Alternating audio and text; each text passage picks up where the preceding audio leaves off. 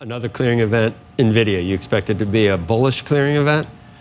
I mean, most likely, I think markets get very hesitant in front of Nvidia's earnings. Really? And once that's behind us, we'll see demand is strong, and I think market breathes a sigh of relief. And then we did get a little bit maybe bullish or over our skis, so we pulled back to a support level where you feel more comfortable. That's right. I think most of the major indices have pulled back to what would be technically viewed by our technician Mark Newton as support. So the NASDAQ is on the support line. S&P did a 60% retrace of its recent rally, and small caps have held above their prior highs. These are all bullish support levels. Brace yourselves, stock market enthusiasts. The tech world is buzzing with anticipation as Nvidia unleashes its latest earnings report. Much like the excitement generated by a blockbuster movie sequel, Nvidia's steady upward trajectory has once again captured the imagination of investors and tech aficionados alike. The company has consistently surpassed Wall Street's expectations, further cementing its dominance in the booming AI sector. Not only did Nvidia meet earnings predictions for the fourth straight quarter, but it also exceeded them, prompting both heads and wallets to turn towards its immense potential. The question on everyone's mind is, what does this impressive performance mean for Nvidia's market position, and what future path might it chart? As a company that influential players like Meta Platforms have their eyes on, Nvidia seems poised to continue its emphatic AI leadership without missing a step. Join us as we explore the unfolding saga of Nvidia's market journey to discover whether this stock remains a hot buy or if the fervor is gradually subsiding. Welcome back, everyone, to Investocracy.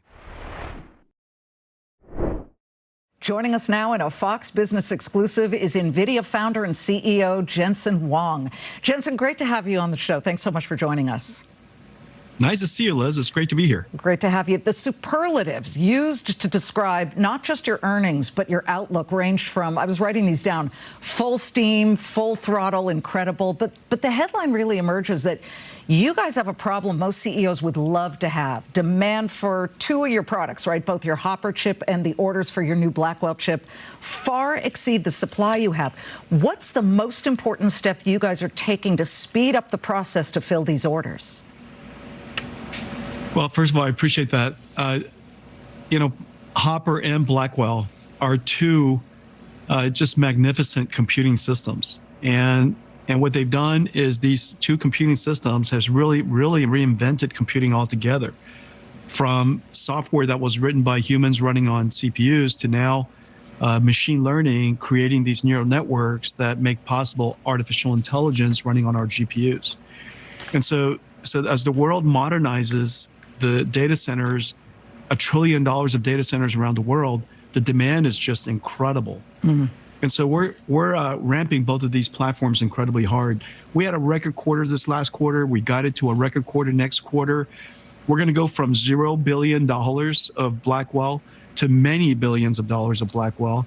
And so it's going to be an incredible thing, but the demand is just incredible. Yeah. I'm so interested to know some numbers. How big is the backlog for, I guess, both the Hopper and the Blackwell system, the successor that a lot of people want to see? Are you seeing any customer behavior, Jensen, that says, you know what, we're going to wait for the newer Blackwell model? Well, people are modernizing their data centers, and so they just needs to get going. And what I advise people to do is that, and they are doing that, which is we're going to create new systems every single year. Buy what you need that year. There'll be something new that you can buy next year.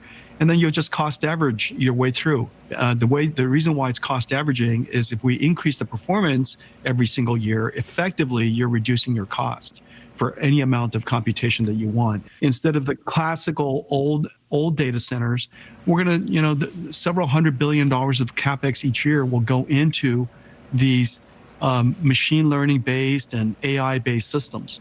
And so we have hundreds of billions of dollars of IT systems that we're going to have to go build over the next several years. Nvidia's latest financial announcement can only be described as a masterclass in outperforming market expectations.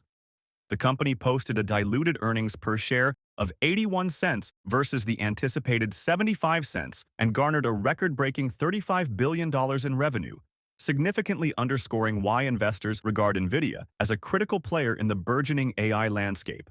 A light-hearted quip amid seasoned traders is to dub Nvidia the cash cow of Silicon Valley, a testament to its extraordinary ability to generate profits despite prevailing market fluctuations. But before we go any further, if you want to keep up with NVIDIA's latest updates and keep up with the stock market's latest news, you can follow our Twitter account. We post multiple times daily about the biggest changes and catalysts in the market, so click the follow button if you don't want to miss the newest market updates. I think the number's been put out there for all these companies, whether they are tech or just basic enterprise, ramping up and spending on AI is something like $350 billion. But let me tackle the hyperscalers first, meaning the 800-pound gorillas in the AI space who are desperate for your chips. Meta, Google, Microsoft, SoftBank.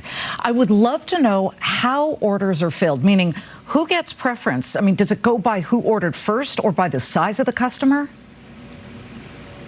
Well, if you don't place an order, it's hard for us to fulfill it, and so most of them have placed orders. We try to be fair with everyone so that they can all get their AI infrastructure up and running. We also make sure that their infrastructure is ready.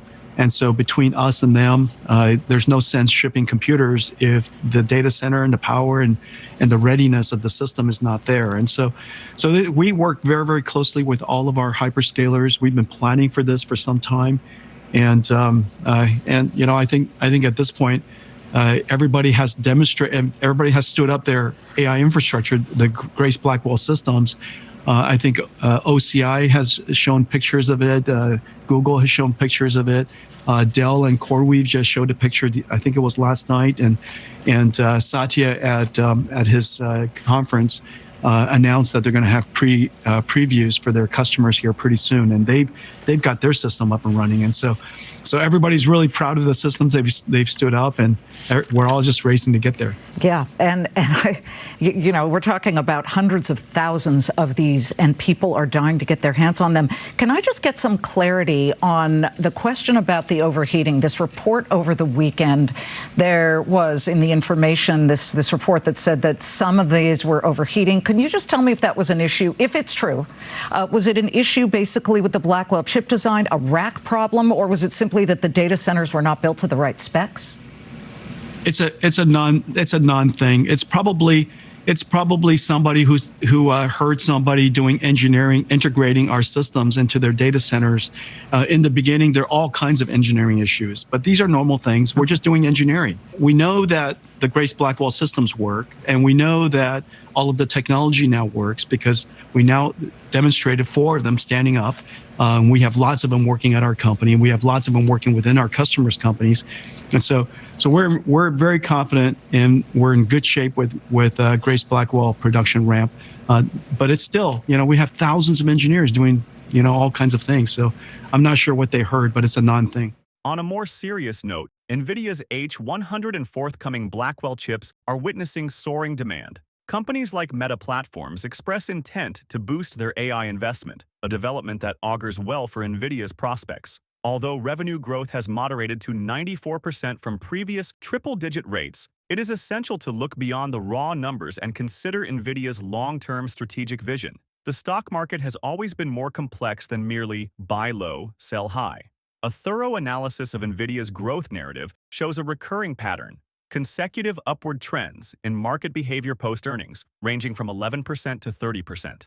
Such trajectories hint at potential continued success, yet seasoned investors wisely caution that trends are not infallible guides. After all, stock market movements can prove unpredictable and capricious. But before going any further, if you made it this far into the video, thank you. These videos take a lot of effort and time to make, so if you enjoyed them, please hit the like button and subscribe to the channel. This goes a long way in helping us grow. That said, back to the video. Well, it's a long way from 32 years ago when you founded the company with just a few employees and a dream. And as you begin to really see this come to incredible fruition, at least when it comes to generative AI, I'm so interested to know about pricing. How do you view pricing? Because if you're having trouble, because you did say into few quarters for fiscal year 2026 that you would see some issues with filling these orders, how can you keep the price the same? And will it rise? We always do pricing based on the value delivered. And so we're very rigorous with respect to the simulation of these AI factories. In a lot of ways, the way to think about this, Liz, is that here's this machinery, this big, huge machinery, and you apply energy to it, and what comes out of it is AI. We call it generative AI. In a lot of ways, it's kind of like generating electricity in the last industrial revolution. And there are all these machinery, these large machinery called AC generators, and they produce electricity. We're now producing this miracle called artificial intelligence. You said that you're transforming, and AI is transforming every industry, every company out there, all around the world. And we see that. We definitely see that. But you have some of the loudest voices now in Silicon Valley. I'm thinking Mark Andreessen, the venture capitalist from Andreessen Horowitz, saying AI has hit a wall, it's plateaued, it can't go further right now. And he named two reasons. He said due to both the lack of enough GPUs and then the training data. It's almost like he was pointing the finger at Nvidia, that you guys aren't getting these out quickly enough. What do you say to that? Well, our demand is greater than our supply, and so we need to get more out. And so we work with thousands of startup companies, and they're called AI native companies. From the ground up, they're built to be an AI company. From the ground up, this is a company that would develop capabilities and new products and services that are made possible because of AI. And we're working with thousands of them, and it's hard to at this moment keep capacity and infrastructure available for every one of them. And so we're working super hard to get there as fast as we can, which is the reason why we're ramping Blackwell so hard. With respect to AI, there's a fair amount of discussion about scaling laws, and the scaling law basically says the larger the model, the more data that you train it with, and the more computing therefore you need, the more effective the AI becomes. And so that's we're kind of on our back foot with respect to the amount of demand that's out there, but we're running as fast as we can to get the supply out there. Well, it feels like you're not on your back foot, that you are standing pretty tall and holding ground, because you are able to just crush it on earnings, and your outlook is pretty impressive too. You talked about growing customer bases in India, and obviously, you will have a situation where you have to hold back on China, depending on what the regulations are here in the United States. But I'm interested to know if you're hearing from the Middle East. They have had some real ambitions here. Yeah, listen, in just about every single country, and it's sensible, they now realize that their nation's data, their language, whatever their the language happens to be, their digital language encodes their nation and their people's knowledge, history, and culture.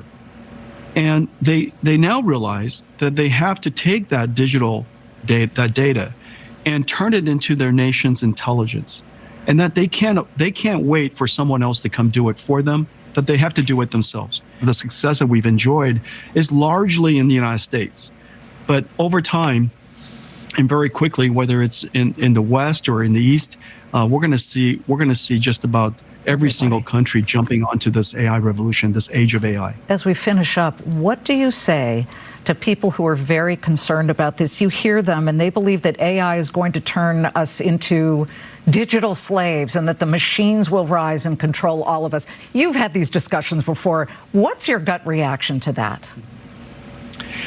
AI can do a lot of our tasks, but they can't do 100% of our jobs.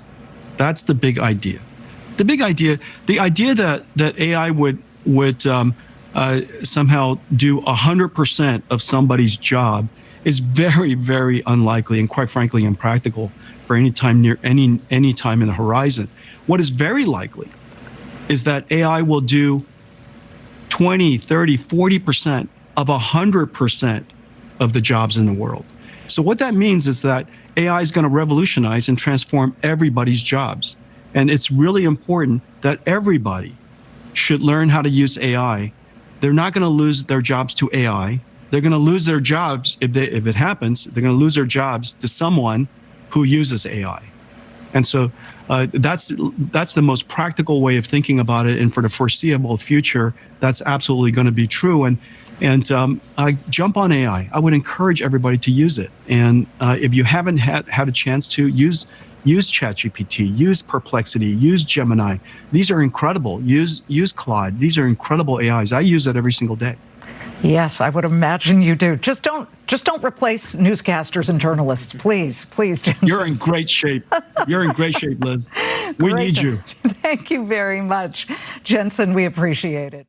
Given this backdrop, should investors rush to acquire Nvidia shares with the same enthusiasm that tech enthusiasts display at new gadget releases? While past trends indicate a promising near-term performance, the true allure of Nvidia shares lies in their long-term potential. The AI market, currently valued at roughly $200 billion, is projected to exceed $1 trillion by the decade's conclusion, offering a formidable opportunity for Nvidia to capitalize upon. Nevertheless, as the history of the internet revolution demonstrates, groundbreaking innovations require time to mature and realize their full impact. Nvidia could face stiff competition from both established giants like AMD and emerging in-house marvels striving to establish themselves within the AI domain. The core takeaway is Nvidia's unmatched adaptability and visionary approach to innovation, which could translate into substantial financial success in the future. Despite shares potentially flirting with volatility, a methodical, patient investment strategy could yield significant dividends. As you consider foraying into the ever-evolving world of tech stocks, how do you perceive Nvidia's trajectory? What predictions do you hold for this AI juggernaut's future performance within your investment portfolio? And finally, if you would like to know what companies like Nvidia have been up to these past few days, go ahead and click on the next video on your screen. See you there.